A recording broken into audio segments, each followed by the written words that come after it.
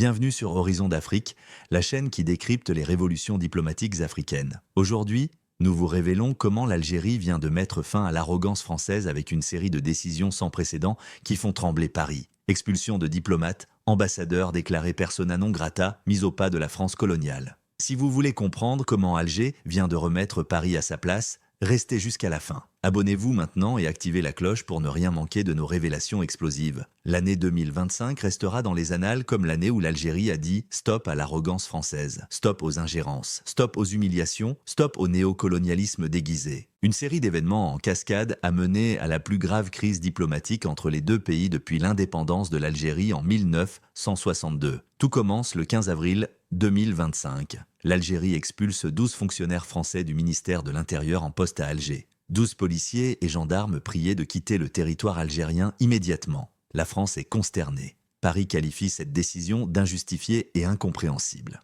Mais pour l'Algérie, c'est une réponse parfaitement légitime à une provocation française inacceptable. Quelle provocation? L'arrestation en France d'un fonctionnaire consulaire algérien soupçonné d'être impliqué dans l'enlèvement d'un influenceur algérien, Amir DZ, critique du régime de Tebboune. La France a arrêté cet agent diplomatique sur son territoire, violant ainsi toutes les conventions de Vienne sur les immunités diplomatiques. Pour Alger, c'est une déclaration de guerre. Vous voulez jouer à ce jeu? Très bien, voici notre réponse. Et pour comprendre pourquoi cette expulsion marque un tournant historique dans les relations franco-algériennes, abonnez-vous à Horizon d'Afrique. Nous sommes que votre source privilégiée sur les révolutions diplomatiques africaines. La réaction française ne se fait pas attendre. Le soir même, le 15 avril, l'Élysée annonce des mesures de rétorsion. La France expulse à son tour 12 agents servant dans le réseau consulaire et diplomatique algérien en France. Et surtout, Emmanuel Macron décide de rappeler pour consultation l'ambassadeur de France à Alger, Stéphane Romatet. Un rappel d'ambassadeur pour consultation, c'est une mesure diplomatique grave. C'est l'avant-dernière étape avant la rupture totale des relations diplomatiques. La dernière étape étant l'expulsion pure et simple de l'ambassadeur et la fermeture des ambassades. Mais l'Élysée essaie encore de sauver la face. Dans son communiqué, Paris affirme que les autorités algériennes prennent la responsabilité d'une dégradation brutale des relations bilatérales. Comme si l'Algérie était seule responsable de la crise. Comme si la France n'avait rien fait pour provoquer cette situation. Le ministre français de l'Intérieur, Bruno Retailleau, monte au créneau. Il déclare sur CNews qu'il est inacceptable, vraiment inadmissible que la France soit un terrain de jeu pour les services algériens. Terrain de jeu? L'Algérie n'a fait qu'arrêter des suspects d'enlèvement sur le territoire français. C'est ça, un terrain de jeu? Mais attendez, ce n'est que le début. Le 14 mai 2025, nouveau coup de tonnerre. L'Algérie expulse de nouveaux fonctionnaires français, cette fois des agents en mission de renfort temporaire. Le ministère algérien des Affaires étrangères explique que ces employés français avaient été nommés dans des conditions irrégulières en violation de l'accord bilatéral de 2013 sur l'accès au territoire. La France crie au scandale. Le Quai d'Orsay parle d'une décision unilatérale injustifiée. Le ministre Jean-Noël Barrot convoque le chargé d'affaires algérien à Paris pour lui signifier que la France va riposter en renvoyant d'autres diplomates algériens. Et il le fait. Nouvelle vague d'expulsions réciproques. À ce stade, la relation entre la France et l'Algérie est totalement gelée, selon les propres mots de Jean-Noël Barrot. Totalement gelée. Plus aucun dialogue, plus aucune coopération, juste des mesures et contre-mesures dans une spirale d'escalade. Et n'oubliez pas de liker cette vidéo si vous pensez que l'Algérie a raison de tenir tête à la France. Mais le coup de grâce arrive en janvier 2026.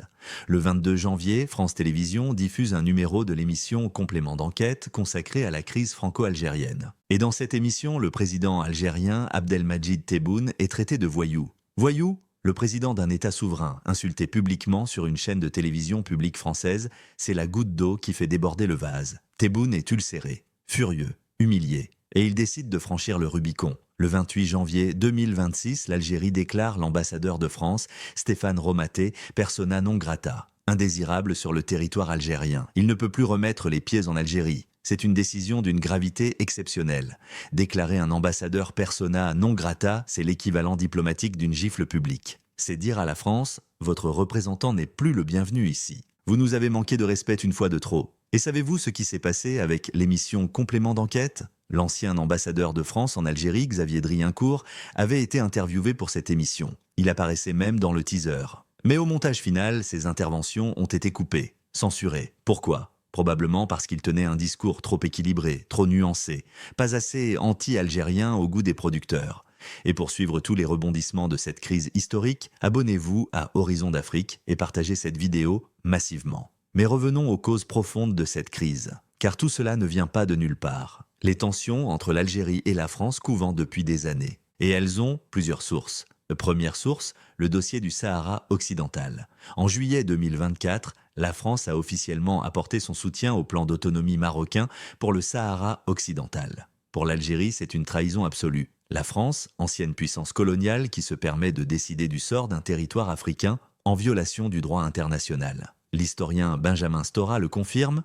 Ce changement de position de la France sur le Sahara occidental a marqué un tournant. Pour l'Algérie, il s'agit d'une remise en cause de son intégrité territoriale, c'est une question extrêmement sensible. Deuxième source, la question migratoire. La France exige que l'Algérie délivre des laissez-passer consulaires pour permettre l'expulsion de ressortissants algériens en situation irrégulière. Mais l'Algérie refuse de coopérer. Pourquoi ? Parce que l'Algérie considère que la France utilise cette question comme une arme de chantage. Jusqu'à fin 2024, la France opérait environ 1800 reconduites par an. Mais depuis un an, celles-ci sont refusées de manière quasi systématique par les autorités algériennes. Et vous savez quoi ? C'est parfaitement le droit de l'Algérie. Aucun pays n'est obligé de reprendre ses ressortissants si des procédures légales appropriées ne sont pas suivies. La France ne peut pas exiger de l'Algérie qu'elle facilite ses expulsions tout en maltraitant l'Algérie sur d'autres dossiers. Troisième source, les arrestations d'influenceurs et activistes franco-algériens en France. Plusieurs personnalités de la communauté algérienne en France ont été arrêtées et poursuivies pour propos haineux ou apologie du terrorisme. L'Algérie voit dans ces arrestations une campagne de harcèlement contre la diaspora algérienne. Une tentative de museler les voix critiques de la politique française au Maghreb. Et il y a un cas particulièrement emblématique, celui de Boualem Sansal. Cet écrivain franco-algérien a été arrêté en Algérie en novembre 2025 pour des propos jugés hostiles à l'État algérien. La France a exigé sa libération immédiate. Et effectivement, il a été libéré quelques semaines plus tard. Mais cet épisode a laissé des traces profondes. Quatrième source, les ingérences présumées des services algériens en France. Les autorités françaises accusent l'Algérie de mener des opérations d'influence sur le territoire français. Selon une note du contre-espionnage français, des élus français d'origine algérienne auraient été la cible de démarches insistantes venues d'Alger. Promesses, rappels identitaires, pression pour influencer des prises de position politiques. Bruno Retailleau a déclaré qu'il est inacceptable que la France soit un terrain de jeu pour les services algériens. Mais n'est-ce pas l'hôpital qui se moque de la charité ? Les services d'un Français ne mènent-ils pas eux aussi des opérations en Algérie et dans toute l'Afrique ? La vérité, c'est que cette crise révèle un problème fondamental. La France n'a toujours pas accepté que l'Algérie soit un pays souverain, indépendant, qui ne se laisse plus dicter sa conduite par Paris. La France continue de traiter l'Algérie comme une ancienne colonie qu'on peut réprimander, sanctionner, humilier. Et l'Algérie en a assez. L'Algérie dit non. Non à l'arrogance. Non au néocolonialisme. Non aux doubles standards. Les conséquences de cette crise sont énormes. Toutes les tentatives de rapprochement menées par Emmanuel Macron ces derniers mois ont été balayées. L'appel téléphonique entre Macron et Tebboune le 31 mars 2025, censé relancer le dialogue, lettre morte. La visite du ministre Jean-Noël Barrot à Alger début avril pour amorcer la reprise de la coopération, un échec total. Le maire socialiste de Saint-Denis, Mathieu Hanotin, qui devait être le premier élu français à se rendre en Algérie après la supposée fin de la crise. Il a annulé son voyage. Le garde des Sceaux, Gérald Darmanin, qui devait se rendre à Alger pour discuter de coopération judiciaire. Plus question, même le secteur privé est touché. Le CREA, syndicat patronal algérien, proche du pouvoir, invité en France par le MEDEF, a annulé sa venue. Et même Rodolphe Sadé, patron de l'armateur CMACGM, a annulé un déplacement à Alger en raison de ces tensions. Tout est de gelé, tout est suspendu. La relation franco-algérienne est au point mort. Et honnêtement, c'est la France qui a tout à y perdre. Car voyons les choses objectivement. L'Algérie est un pays de 45 millions d'habitants. C'est un marché énorme pour les entreprises françaises. C'est un partenaire crucial dans la lutte contre le terrorisme au Sahel. C'est un fournisseur important de gaz naturel pour l'Europe. C'est un acteur incontournable de la stabilité en Méditerranée. Perdre l'Algérie, c'est perdre un partenaire stratégique majeur. Et qu'est-ce que la France gagne en retour ? Rien. Juste la satisfaction éphémère d'avoir cru donner une leçon à Alger. Mais l'Algérie ne se laisse plus donner de leçons. L'Algérie a payé très cher son indépendance. 1 500 000 martyrs. Elle ne renoncera pas à sa souveraineté pour faire plaisir à Paris. Et pour comprendre tous les enjeux de cette bataille de souveraineté, abonnez-vous à Horizon d'Afrique. En conclusion, l'expulsion des diplomates français et la déclaration de l'ambassadeur de France comme persona non grata marquent un tournant historique. L'Algérie a choisi la confrontation plutôt que la soumission. Elle a choisi la dignité plutôt que les compromissions. La France peut continuer à bouder, elle peut continuer à sanctionner, mais au final, c'est elle qui perdra le plus dans cette bataille d'ego. Car l'Algérie a d'autres partenaires. La Chine, la Russie, la Turquie, les pays du Golfe, elle n'a plus besoin de mendier l'amitié française. L'arrogance diplomatique française a vécu. Bienvenue dans l'ère de l'Algérie souveraine et fière. Merci de nous avoir suivis sur Horizon d'Afrique pour cette analyse de la fin de l'arrogance française face à l'Algérie.